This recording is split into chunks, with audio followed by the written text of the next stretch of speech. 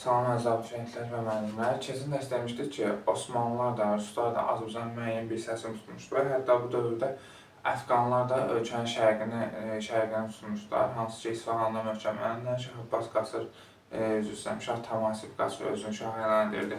İndi bu dərs isə öyrənirik Azərbaycan torpaqlarının azad edilməsi, Nadir xanın dövrünü öyrənirik. Biz burada deyək ki, Nadir xanın xan kimi danışırıq Nadir xandan 1726-36-cı illər, bir də Nadir şah kimi 1736-47-də danışırıq. Testlərdə də qarşımıza bu formada çıxır. Yazır ki, Nadir şaha aid olan xüsusiyyətləri göstərən xan dövründən, yəni bu dövrdə olan hadisələrdən hansımıza əlavə atılır. Bu hissədə diqqətli olaq. Deyirik ki, ümumiyyətlə, Azərbaycan əgər biz 1721 və yaxud 25-ci illərə baxsaq, deyərik ki, bir hissəsini Əfqanlar tutmuşdular. Qeyd etdiyimiz kimi Əfqanlar İsfahan tutdular. Ümumiyyətlə, Əfqanlar 1709-cu ildə başlamışdı Səfəvlərə hücumlar, Qəndaharı tutmaqla. Osmanlılar deyir ki, İrəvanı, Təbrizi, Ərdəbili, Gəncə kimi böyük şəhərləri tutmuşdular. Xəzər sahili torpaqları isə Rusiya tərəfindən tutulmuşdu. Və belə bir anda deyir ki, Şah II Təmasib ordunun baş komandanı Nadir xanı gətirdi və Nadirin səfər fəaliyyətinin yüksəlişi bundan başlamış olacaqdı. İkinci Təmasibin dövründə xidmətə başlamışdı ilk öncə. Nadir xan dərhal 1730-cu ildə Osmanlılarla müharibəyə başlayır. Təbriz, Ərdəbil, Həmədan, İsfahan kimi şəhərləri geri alır və çox qısa müddətdə geri almışdı. Və bundan sonra deyir ki, Şah II Təmasib Nadirin nüfuzunun artmasından ehtiyat etdi və həmçinin həmin dövrdə Xorasanda üsyan baş verir. Həmin Xorasanda üsyanı yatırmaq üçün Nadiri Xorasana göndərmişdi. Və Şah II Təmasib öz nüfuzunu yenidən yüksəltmək üçün Osmanlılarla müharibəyə başladı 1731-ci ildə. Lakin bu əməliyyatlarda məğlub oldu. Hansı ki, Nadirin tutduğu İrəvan, Gəncə, İsfahan, Həmədan bu şəhərləri itirdi. Və Osmanlılarla 1732-ci ildə Kirmanşah sülh müqaviləsi bağladı. Kirmanşah sülh müqaviləsi deyiləndə yadımıza gözümüzün qarşısına gəlsin Araz çayı. Araz çayından şimaldaş torpaqlar verilirdi Osmanlılara, cənubdaş torpaqlar verilirdi Səfəvilərə. Bu yadımıza qalsın. Əlbəttə ki, bu Nadiri verdikdə Nadir xan bu sülh müqaviləsini tanımayacaqdı. Çünki hansı ki, Nadirin ələ keçirdiyi ərazilərdə İrəvan idi, Gəncə idi, Osmanlılara verilmişdi. Daha sonra bu dövrdə Rusiya, ümumiyyətlə biz sinif kitabına baxsaq görək ki, bu dövrdə Rusiya, xüsusilə Pyotr öldükdən sonra Cənubi Qafqazdan müəyyən qədər ordusunu çıxartmaq istedi. Və bu dövrdə Rusiya Osmanlıya qarşı Səfəvilərlə danışıqlar aparılırdı. Və 1732-ci ildə Səfəvilər və Rusiya arasında Rəşd müqaviləsi bağlanır. Rəşd müqaviləsinə əsasən Rusiya Kür çayından cənubdaş torpaqlar. Baxın, burada qarşıdurmayaq. Əgər Kirmanşah müqaviləsidirsə, Araz çayından söhbət edir. Kirmanşah müqaviləsidirsə. Əgər Rəşd müqaviləsidirsə, burada deyir ki, Kür çayı. Kür çayından cənubdakı Xəzəryanı torpaqlar. Kür çayından cənubdakı Xəzəryanı torpaqlar. İndi testdə nə düşür? Testdə yazır ki, Kür çayından cənubdakı bütün Azərbaycan torpaqları qaytarıldı Səfəvilərə. Bu cümlə olanda artıq bilirik ki, bu səhvdir, Rəşd müqaviləsinə aid deyil. Amma yazırsa ki, Kür çayından cənubdakı Xəzəryanı torpaqları qaytarıldı, deyir ki, bəli, bu düzgündür. Daha sonra deyir ki, Rus tacirlərinə gömrüksüz ticarət etmək hüququ verilirdi Rəşd müqaviləsində. İndi burada biraz irəli gedəndə başqa bir ayrıcalar var, onu da deyəcəm. Və Rəşd müqaviləsinin Səfəvilərə aid olan hissəsinə deyir ki, Səfəvilər də Ruslardan əbədi dost qalacağına söz verirdi. Osmanlıları Xəzəryanı torpaqları buraxmamağa söz verirdi və Rus tacirlərinin Səfəvi dövlətindən gömrüksüz, maneəsiz gəlib buradan birbaşa Hindistana getməsinə Səfəvilər şərait yaratmalı idilər. Daha sonra ümumiyyətlə bundan sonra Kirmanşah müqaviləsindən sonra Nadir xan qayıdır və Nadir xan qayıtdıqdan sonra bir şura, bir qurultay keçirilir və bu qurultayda 2-ci Təmasib hakimiyyətdən kənarlaşdırılır, 3-cü Abbas hakimiyyəti gətirir və birbaşa Nadir özü dövləti idarə edəcəkdir bu 4 ildə. Və deyir ki, Osmanlılarla dərhal müharibəyə başlayır 1732-ci ildə, yəni müəyyən şəhərləri ələ keçirir, Təbriz, daha doğrusu şimaldakı şəhərlərə yönəlir artıq bu dəfə və Bağdadı 1733-cü ildə Bağdad döyüşündə qalib gəlir Osmanlılara, Osmanlılarla Bağdad sülhünü bağlayır. Amma Bağdad sülhünü Osmanlı sultanı tanımır. Osmanlılara bu dövrdə Nadir xan deyirdi ki, 1723-cü ildən 1733-ə qədər son 10 ildə işğal etdiyiniz torpaqları geri qaytarın. Amma deyir ki, bunu nədir? Osmanlı Sultanı tanımayacaqdır. Burada biraz əvvələ qayıdıram. Biz əvvəlki mövzumuzda demişdik ki, orada bir Peterburq müqaviləmiz vardı 1723-cü ildə. Onu da Şah II Təhmasib tanımırdı. Şah II Təhmasib Peterburqu tanımır. Deyir ki, Osmanlı Sultanı Bağdadı sülhünü tanımır 1733-də. Nadir xan da Kirmanşah müqaviləsini tanımır və yaxud da şərtlərini qəbul etmir. Bunları yadımıza saxlayaq. Osmanlılarla mübarizə bu dövrdə davam edir. 1732-də başladılar, 33-də Bağdadda məsələni danışdıq. Daha sonra şimalda Osmanlıların əsas şimaldakı istehkam şəhəri Gəncə idi, amma çox güclü olduğu ərazilərdən biri də Şamaxı-Şirvan bölgəsidir. Çünki hələ Hacı Davud dövründən, Hacı Davud onları himayə etmişdi, Osmanlıların orada nüfuzu artmışdı. Və Şamaxı şəhəri də Osmanlı pərəst siyasəti yeridir, deyə bilərik. Hətta deyir ki, Nadir xan Şamaxı şəhərini tutur, buranı dağıdır, bu şəhərini əhalisi isə indiki Ağsu şəhərini köçürmüşdür 1734-cü ildə. Daha sonra isə Gəncə şəhərini tutur, Osmanlıların istehkam şəhəri idi, mərkəz şəhərlərindən biridir, Azərbaycandakı söhbət gedir.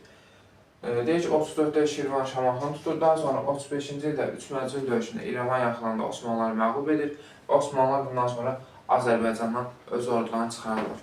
Və eyni anda burada deyək bir Rusiya ilə Gəncə müqaviləsi olacaqdır. Gəncə müqaviləsində əsasən 1735-ci ildə deyir ki, Terek çayından cənubdakı torpaqlar, cənubdakı bütün Xəzəryanı torpaqlar verilirdi Səfəvilərə və Rus tacirlərinə gömrüksüz ticarət etmək hüququ verilməsi təsdiq olunurdu. Testdə yazılsa ki, Rus tacirlərinə gömrüksüz maneəsiz ticarət hüququ verilirdi, deyir ki, Rəşid müqaviləsində. Təsdiq olunurdu deyirsə, deyir ki, Gəncə müqaviləsinə təsdiq olunurdu. Dərs 38 Əfşar İmperiyasından davam edir. Nadir xan deyir ki, 1732-ci ildə Şah II Təhmasib hakimiyyətdən kənarlaşdıranda Səfəvi dövlətindən faktiki hakimiyyəti ələ almışdı. Sadəcə bunu qanunləşdirmək üçün 1736-cı ildə Muğan qurultayını çağırırlar və Muğan qurultayında hərbi çevrilişlə yox, orada toplaşan əyanların razılığı ilə öz dövlətini bərpa etmək istəyirdi və bunun üçün də Muğan qurultayı çağırırlar və Muğan qurultayında deyir ki, özünü şah elan edir, Əfşarlar dövləti yaranır, Səfəvilər sülaləsindən və yaxud Səfəvilər dövlətindən son qoyulur. Deyək ki, buna qarşı mübarizə çıxan və yaxud da ki, Nadir Şaha qarşı çıxanlar Ziyadovlar, Kəbirlər və Cavanşirlər deyərimizə saxlayaq bunları. Eyni zamanda ona qarşı çıxanları Nadir Şah Xorasana sürgünə göndərir, Xorasana göndərəcəkdir bunları. Borçanlı Qazaxı Gürcü hakiminə verəcəkdir. Eyni zamanda mənşişlərə müstəqillik verəcəkdir. Nadirin etdiyi ən böyük səhvlərdən nə olacaq? Borçanlı və Qazaxı Şəmşərdinin Gürcü hakiminə verilməsi olacaqdır. Daha sonra davam edək. Deyək ki, mərkəzləşmiş dövlət qurmaq üçün baş vəzir və sədr əzəm vəzifələrini ləğv etmişdi. Nadir Şah əsasən dünyəvi dövlət yaratmaq istəyirdi və xüsusi naiblər vəzifəsi yaratmışdı ki, öz yaxın adamlarına naib adlandırdı və onları hakimlərin yanına göndərdi, onlardan tez-tez məlumat alırdı. Dövlətin paytaxtı, ümumi paytaxtı Məşhəd şəhəri olacaqdı. Deyək ki, Əfşar İmperiyası inzibati olaraq 3 bəylərbəyə bölünürdü. Bizə lazım olan Əfşar dövlətin paytaxtı Məşhəd şəhəridir və Azərbaycan bəylərbəyliyi və yaxud da Azərbaycan əyaləti olacaq. Deyək ki, Azərbaycan bəylərbəyliyinin mərkəzi Təbriz şəhəri idi və Nadir Şah İmamqulu bəyi bura bəylərbəy təyin etmişdi. Burada bizdə bir dəyində əvvəldə Şah Abbas Azərbaycan bəylərbəyi yaratmışdır 1593-cü ildə. Oranın mərkəzi Ərdəbil şəhəri olacaq, yadımıza saxlayaq onu. Daha sonra davam edək. Deyək ki, Nadir Şah vergi islahatı keçirmişdir, vergi islahatına tələblər görmüşdür. Vergilərin toplanmasına vəzifə bölgüsünü müəyyənləşdirmişdir. Eyni zamanda vergi toplanmasının intisama verilmişdir.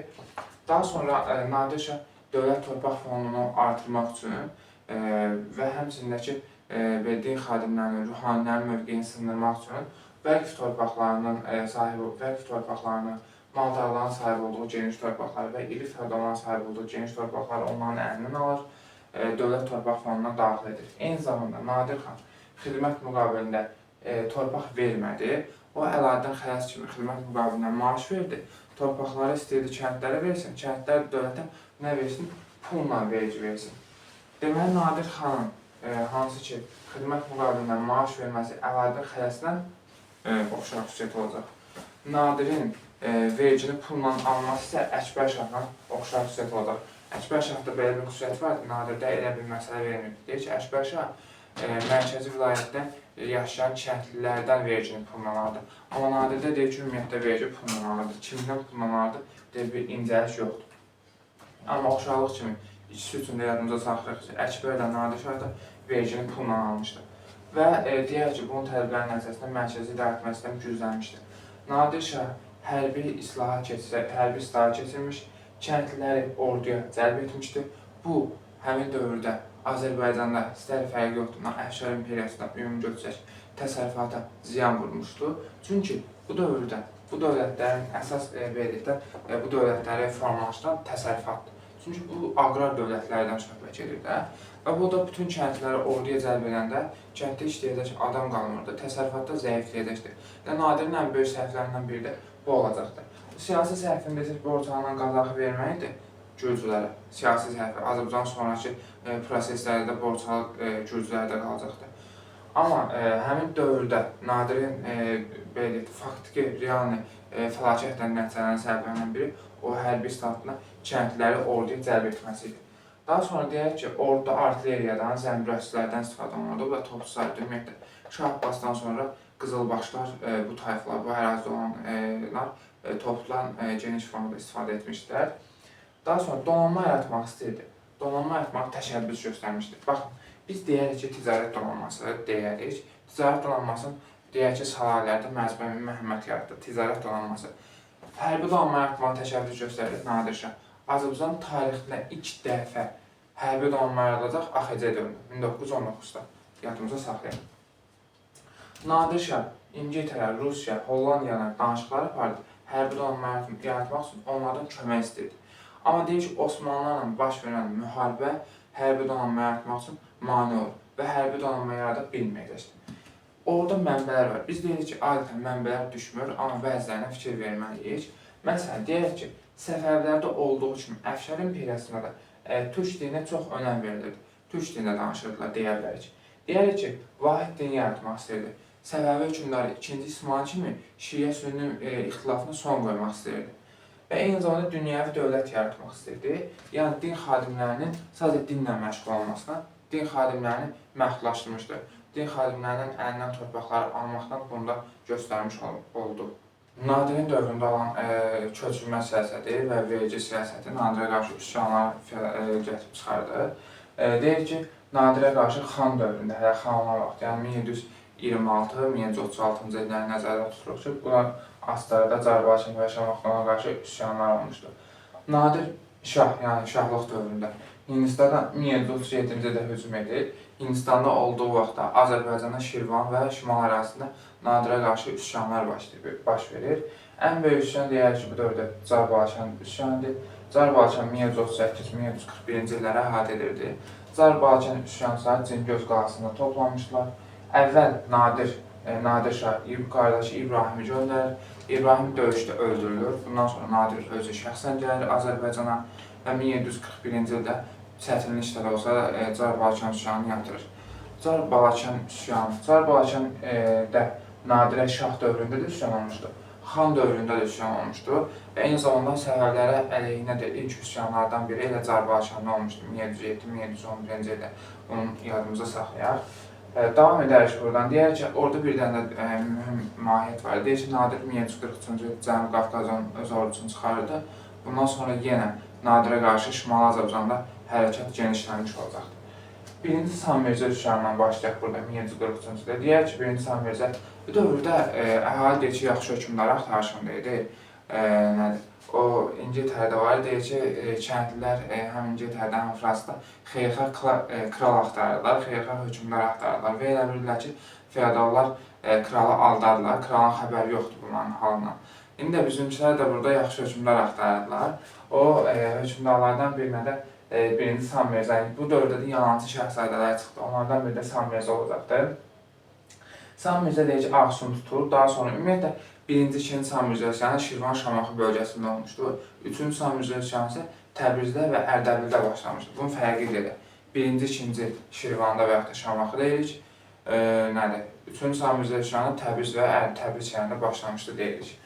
Deyir ki, 1-ci Sammircə üsyanında vergiləri Nadirin qoyduğu vergiləri ləğv etdi. Vergiləri ləğv edirsə bu olur nə yaxşı insan, yaxşı hökmdar olur və əhali də bunu sevirdi. Amma bunu sevməyən Şamaxı döyüşündə Nəsrullah Mirzə bunu öldürürdü, edam edirdi və bu üsyan atılırdı. Eyni ildə 2-ci Samir üsyanı olur. 2-ci Samir üsyanı əvvəl Təbrizdə fəaliyyətə başlamaq istəsə də həbsə düşür. Daha sonra gəlir burada yenidən həbsdən çıxır. Yenidən bu Ağsu şəhərini ələ keçirir və bu zaman deyir ki, burada 2 dənə döyüş var idi. Şabran Dərbənd döyüşündə qalib gəlsə də, Şabran Dərbənd istiqamətində üsyançılar qalib gəlsə də, Ağsu döyüşündə 2-ci Samir məğlub olur. Daha sonra 2-ci Samir sığınır Ağsu qalasına. Nəsrullah Mirzə də Ağsu qalasını topa təşkil edir və 2-ci Samir qaçır Teymuraza sığınır. Teymuraz bunu dostu Nadirə verir. Çünki Nadir şah seçiləndə Borçalı və Qazaxı Teymuraza bağışlamışdı bunun üçün. Desəz ki, 2-ci Samir, 1-ci Samir üsyanında nəyəni yadımızda saxlayaq? Deyək ki, vergilərin ləğv etməsini yadımızda saxlayaq. Adətən döyüş düşmür, amma yenə də yadımıza saxlayaq ki, burada da Şamaxı döyüşü olur, məğlub olmuşdur. 2-ci Samir üsyanında Şabran, Dərbənd və Ağsu döyüşləri olur, yadımıza saxlayaq və 2-ci Samir burada Teymuraza sığınır, Teymuraz onu verirdi Nəsrullah Mirzəyə. 3-cü Samir üsyanı deyək ki, Təbriz şəhərində başlamışdı, cənubda başlamışdı, fərqli idi.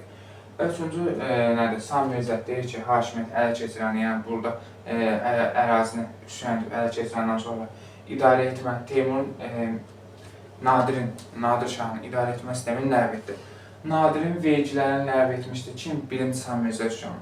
Nadirin qoyduğu vergiləri ləğv etmişdi 1-ci Samir. Nadirin idarə etməsini ləğv etmişdi 3-cü Samir. Bax, bu fərqli xüsusiyyət olacaq artıq.